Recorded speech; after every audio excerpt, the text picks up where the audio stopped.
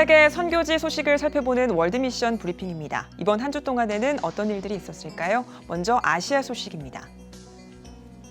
일본이 하천 범람을 예측할 수 있는 시스템을 개발했습니다. 이 시스템은 태풍의 진로와 예상 강수량을 조합해 계산할 경우 60%의 확률로 이틀 후에 하천 범람 가능성을 예측할 수 있는데요.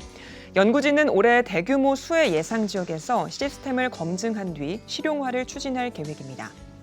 로드리고 두테르테 필리핀 대통령이 사형제 부활을 추진하고 있습니다. 필리핀은 지난 1987년 처음 사형제를 폐지한 뒤 도입과 폐지를 거듭해왔는데요.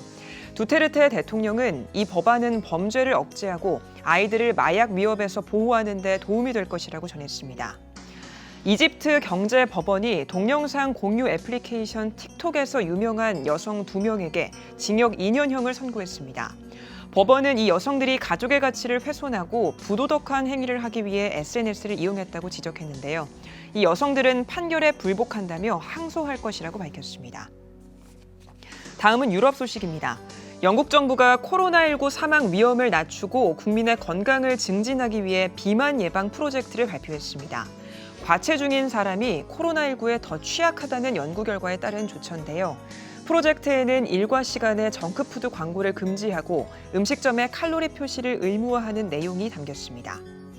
러시아가 청정에너지인 수소를 대규모로 생산하는 계획을 내놨습니다. 러시아 에너지부는 러시아가 미래 수소 생산 시장에서 성장 잠재력을 가지고 있다고 강조했는데요.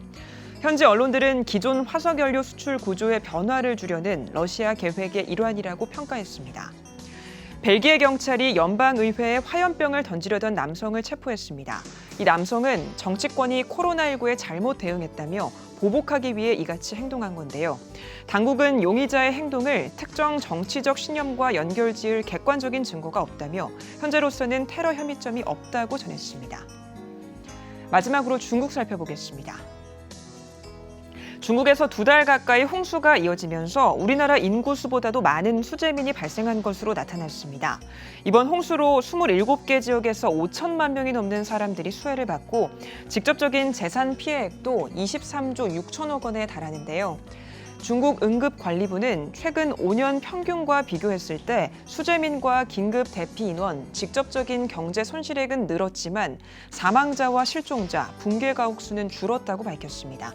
지금까지 월드미션 브리핑이었습니다.